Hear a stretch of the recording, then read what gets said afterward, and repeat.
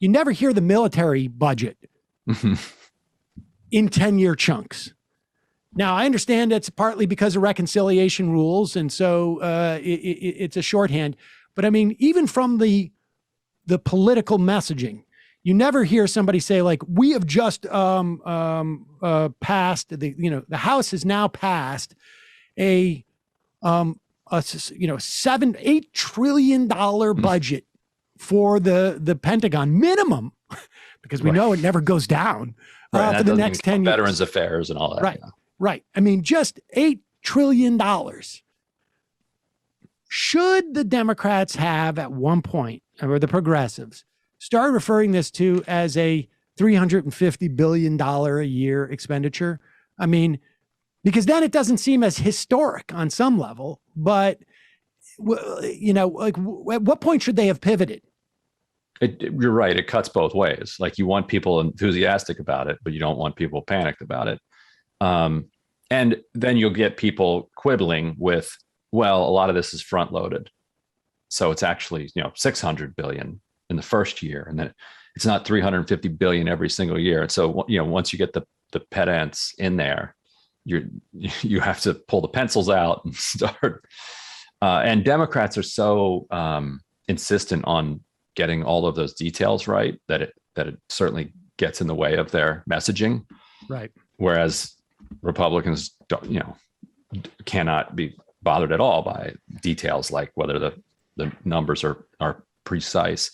But I think certainly it would be smart to start referring to the Pentagon's budget in the 10-year window. We put this is what you're referring to in the story. We called it a $350 billion reconciliation bill yesterday in a story. Yes, I did notice that. If you do it for the infrastructure bill, then it's a $55 billion bill. They call it $1.2 trillion, but 600 plus billion of that is just annual expenditure that's just being re-upped. So it's 550 new, which is 55 over 10 years. So it's nothing. And it's nothing. And the military, what was the military increase? It was 28 over what the Pentagon asked. So the addition to the military budget is half of what they're passing right now, right? Like the historic once in a generation. The bonus. You didn't ask for this, but you've been good. You did so good in Afghanistan. Yeah. You earned this. All right. So let's talk about the other thing that's going on. The continuing resolution got punted to December. I mean, that's going to get taken care of. That seems to always do. The debt ceiling. What is going on with the debt ceiling? Because is Chuck Schumer, does he just keep pretending like there's no solution to this so that he can make Mitch McConnell get up in front of everybody and say, partly, so what's the other reason? Because it feels like the politics of this, are silly. I mean, it's not like this is not going to resonate with anybody. It seems to me. No, I don't think it will either. I think he miscalculates that. They should have done it. I didn't tell them to do it, so I can't complain. But they should have done it in the February American Rescue Plan. Just put it in there and get rid of it for the next 4 years. Because you're in your honeymoon period, and you can call it the Trump debt ceiling, because at that point it's all right. Trump debt. They didn't do that. Chuck Schumer, for some reason, thinks that he can really play and own McConnell by making McConnell look like McConnell. He's impervious to hypocrisy shaming. This is just I'm deeply. I mean, okay, so for the debt ceiling, what is it? October 18th is the deadline, right? If this is going to go through reconciliation, how much time is there? There's very, very little wiggle room to keep playing this game.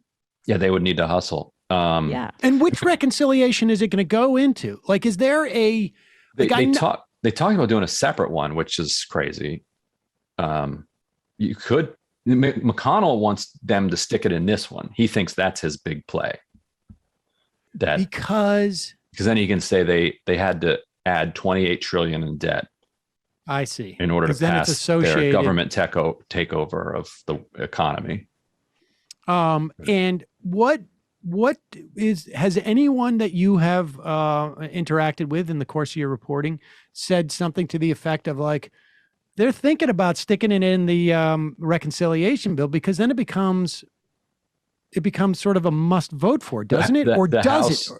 There are a lot of House members want to do that. Well, Because what is Joe of their Manchin? frustration with the Senate. They're like, well, maybe that'll make the Senate finally just do it. Will it? I mean, what is the sense of people who have a sense in the Senate say? Because I've talked to some people who aren't in the Senate, but they sort of have a sense of it a little bit, that they're afraid that would keep Manchin from voting for it because he'd be offended. Yeah, right. Schumer doesn't like it. But he's going to have to figure something out. And then you have this irony of McConnell saying Democrats have to do this on their own. We're not helping. Oh, you're frozen. Sorry, go ahead. You froze. Trying to do it on their own. They will pass it. Oh, no, Democrats will do it on their own. Like they would pass it. They would have Harris break the tie and pass it 51-50. But McConnell won't allow that either. He's filibustering it. Yeah. So one option is just say, you know what, we're going to have a carve out to the filibuster for voting rights and for debt ceiling. Why do you think McConnell is doing that, where they could just take this very clean vote and make it really clear? I think he's enjoying watching Schumer squirm. Mm.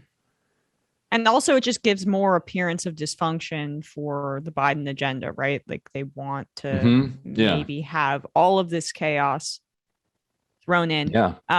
Just saw this earlier and wanted to let you guys know. I sent it to you, Sam. Sinema just left DC, according to two sources. I mean, but that to me sounds like someone's under a lot of pressure.